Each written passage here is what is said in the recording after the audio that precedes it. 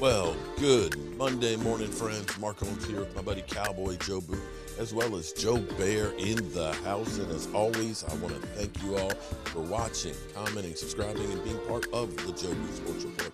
Without you guys, as well as you ladies, be sure to hit the like button and subscribe. Without you guys, this literally does not work. Here it is. I realized something this morning. Realized actually late last night we were hearing rumors that there may be interest of the honey badger coming here. He's narrowed it down allegedly to the Colts and the Cowboys. But before I get on to that, I realized something, how quickly time flies.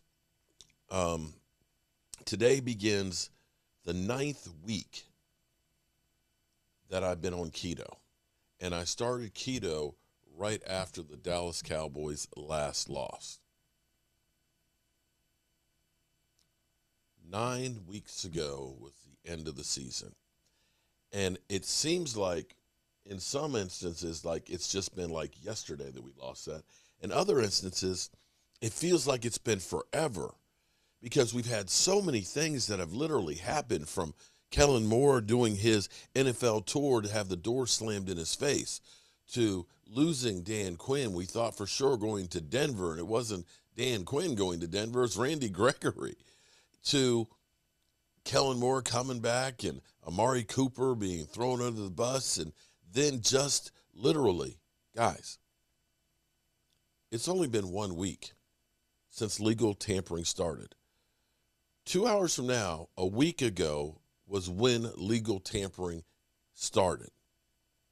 And since that time, it seems like there's been a million different things and scenarios that have been in here. I mean, we've had players come and we've had players go. We've had Von Miller rumored to be wanting to come here to go to Buffalo.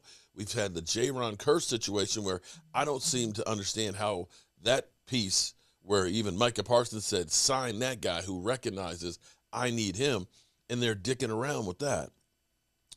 To DeVar Smith, close to signing and then gone. The rumors of Bobby Wagner, the franchise tag on Dalton Schultz, seeing other teams break the bank and get Deshaun Watson. And I'm going to ask a real question here. This is crazy. How bad must it have been for the Colts with Carson Wentz that they literally traded him out for nothing in return, take a $15 million hit on top of what they already paid him, including a first and a third, and now they might get Baker Mayfield instead? Are you actually saying that Baker Mayfield is a step up from Carson Wentz?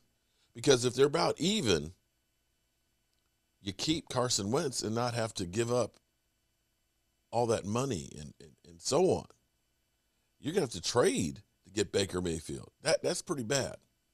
But anyway, we as Cowboy fans have literally been left at the altar with Randy Gregory, who on the way out the door bitch slapped the Joneses family as well as us Cowboy fans. And I kind of hate to say this, but we do have some toxic fans out here. You know how some of y'all are. Some of y'all are, it's between the Romo haters, the Dak haters, and the everything the Cowboys do haters. Yeah, we do have some ugly, toxic fans. And you know who you are. Some of you take pride in being a hater. And that is the truth. Because you had people that were applauding, yeah, we re-signed Randy Gregory, that literally turned around and cussed him out.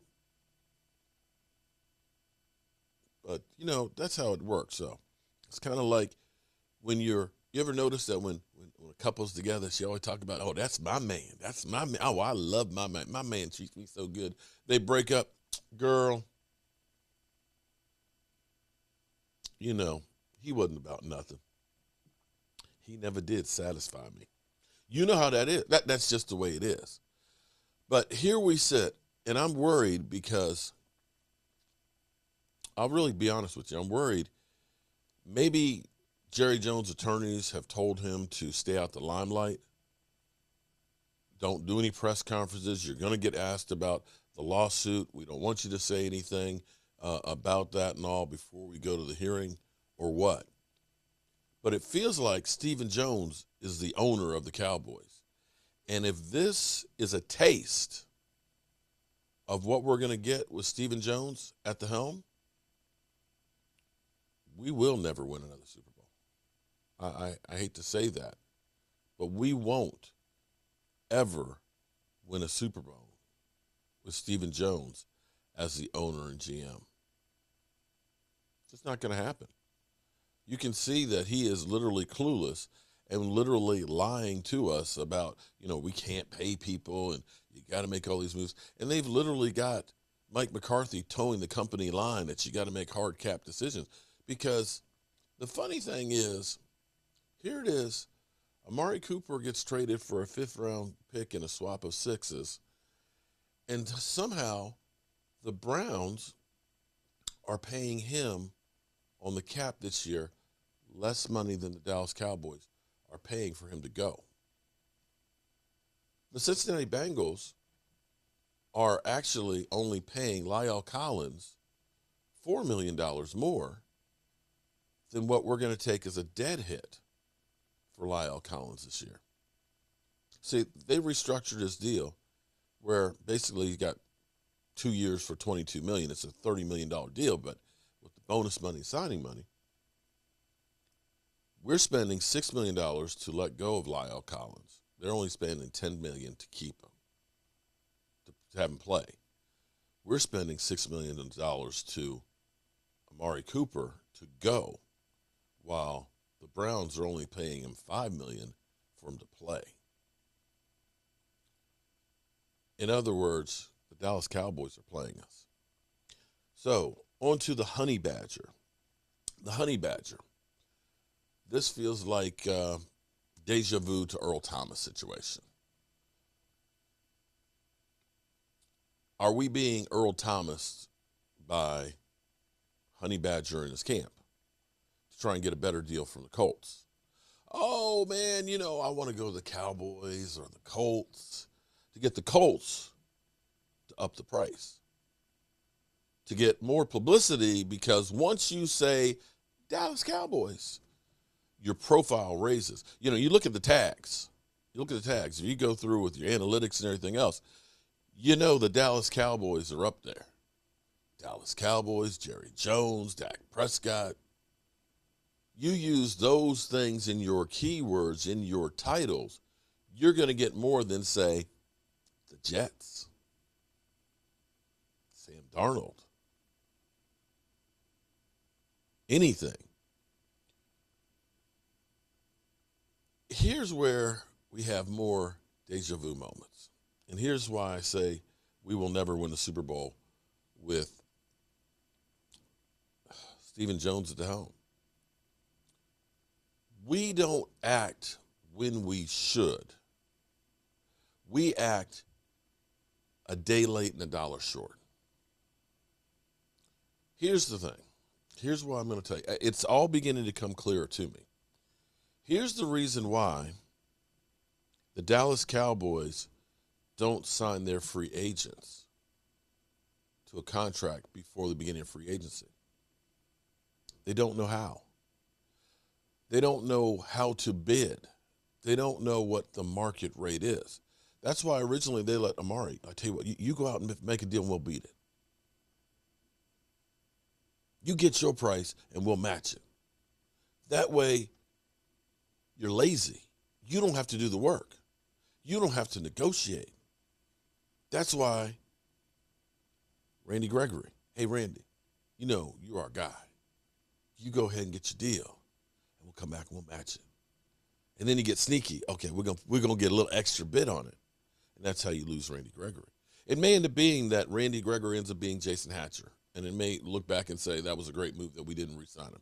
Maybe Dante Fowler ends up being a great find with Dan Quinn that can actually, resurrect his career the way he did with pretty much everybody on our defense. And that's why you don't get guys like Van Der Esch. Van Der Esch, check out the market. Okay, there's nothing out there. Okay, we can go cheap. He doesn't know how to negotiate. But here, if the Cowboys are interested in Tyrann Mathieu, the Honey Badger, it's deja vu. If you were interested in Honey Badger, it should have been when he was younger, before he had 3 more years of mileage on him. See, here's an article from 2018. The Cowboys have the ability to pursue a top-level talent to improve their team, if needed. I think the recent release of former Arizona Cardinals safety Tyrann Mathieu is one of the rare opportunities that Dallas must break the bank for. At only 25 years old, considered by many as one of the league's premier safeties, the Pro Bowler is entering his 6th season in the NFL, which is a rare find in free agency. Adding a player like Matthews to the Cowboys' defensive secondary would lift this entire unit to another level. But Dallas management decided to pass on Mathieu, nicknamed the Honey Badger, for reason assumed to be financial. The 25-year-old signed a 1-year, $7 million deal with the Houston Texans, despite the prevailing opinion of the Cowboys that one of the team's greatest needs is a playmaking defensive back. So understand, you had an opportunity before he had a lot of miles on him where he took a deal that was only $7 million a year in an area where we truly need help. We're still trying to figure it out. And here it is 4 years later. Now we're going to try and get him. It's kind of like JPP. JPP, he's 33 years old, rotator cuff surgery, broken hand, half a hand blown off. These are the ways that we're going to get to a Super Bowl. I still say it feels more like the Dallas Cowboys are tanking for Sean Payton. They're wiping the slate clean. We're getting 1-year deals with guys, so that way we can go ahead and say, Sean, we have cap room. We got a blank slate. We sucked this year, so we got good draft picks. Here you go, buddy. And let's go back to just a month ago. I know it seems like a lifetime, but let's answer these questions. Right shoulder is a diehard Cowboy fan who's been literally staring at you, Coach, this entire time. You know, honestly, just it's making me uncomfortable, TJ. You know, like I'm really into this interview. What honestly, I don't know if we need some sort of restraining order. It's a good thing you've got that velvet rope between you and Sean Payton. And you hear all these rumors, I'm sure, quite a bit. I mean, on the very end of it, the last week, we took out kind of a neat front page ad thanking the city. Yes. It was just a picture. It was awesome.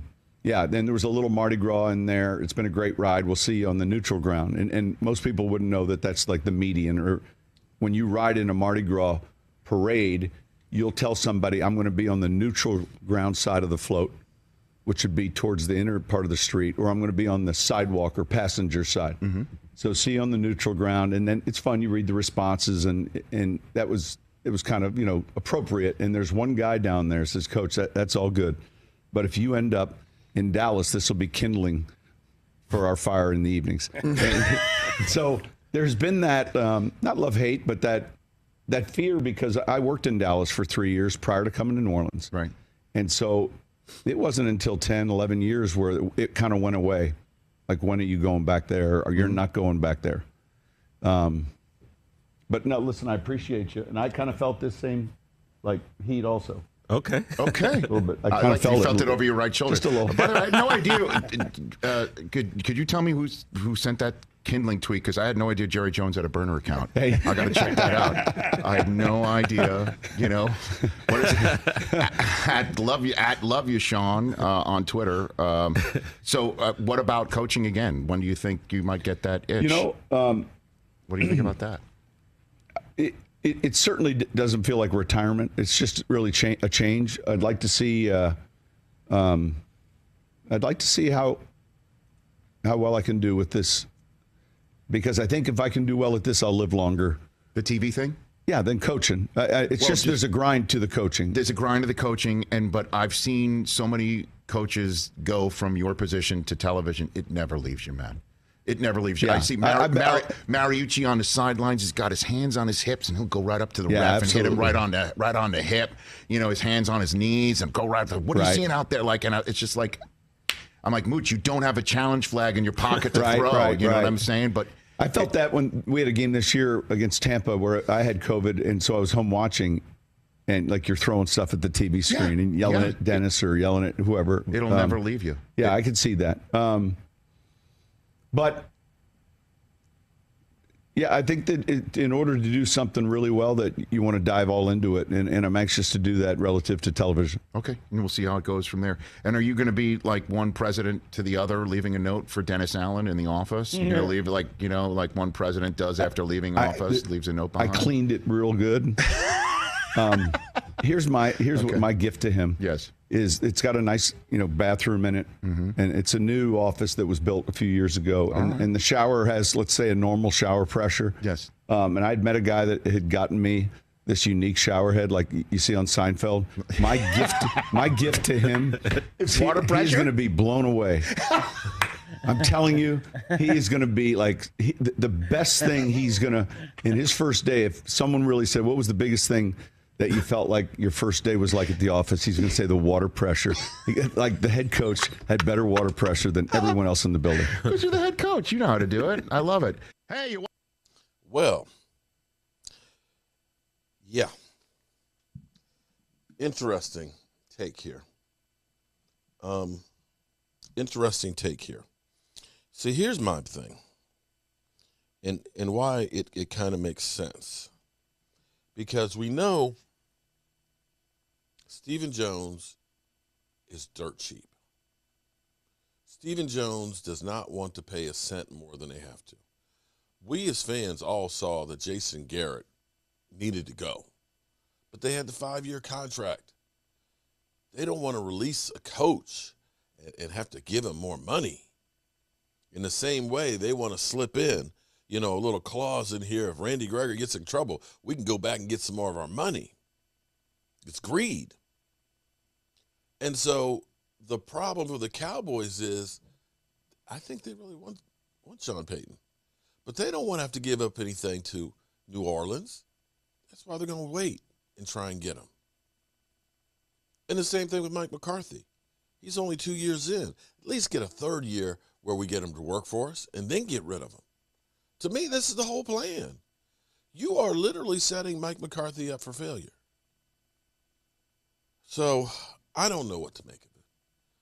I can't honestly, and the funny thing is as I listen to our fan base, people will tell me, well, you just need to find another team. No, the reason why I'm so upset, the reason why I am screaming and yelling about this is I can hope and pray that somebody in there wakes up and gets some sanity and understands the mistakes they're going. The reason why I am so upset and screaming is because I care so damn much. I don't want to go through this same cycle that here we are next year in the same position, and I guess we'll be excited about Sean Payton coming in, where, our big hopes and dreams are we going to get JPP? And that we're told that we are so broke that we can't pay a punter. As we watch other teams take the players that we say we can't afford and they pay them less, and then we're told that we're the smartest guys out there and we know what we're doing, when we all know we're being lied to. That's why I'm here screaming and yelling and whining or bitching or whatever it is that you want to say. It's because I care. I don't want to watch what I see now because I know what it was like when Tom Landry was here, when it was a well-oiled machine, where they found talent where other teams didn't, that gave them an advantage. We can't even find talent where other people have. We have talent that even wants to be here, that we can't even decide if we want to keep them or not, or how to deal with them. There's no way in the world unless you have rose-colored, or should I say cowboy navy blue glasses on, that you can honestly look and say, yeah, this is all good stuff that's going on right now with the Dallas Cowboys. Yeah, we're getting better. I can't see it. But I'm hoping that they can wake up and turn the ship around. And so with that being said, that's all I got for you right now. It's going to be a busy day. I hope you tune in tonight, 9 o'clock Eastern. We'll be going over the latest rumors of, getting teased.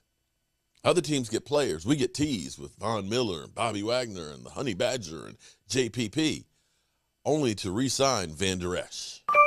I'm Mark Holmes, and, well, I'm going to catch you later. Mark Holmes here, and as always, I want to thank you all for watching, commenting, subscribing, and being part of the Joe for the Sports Report.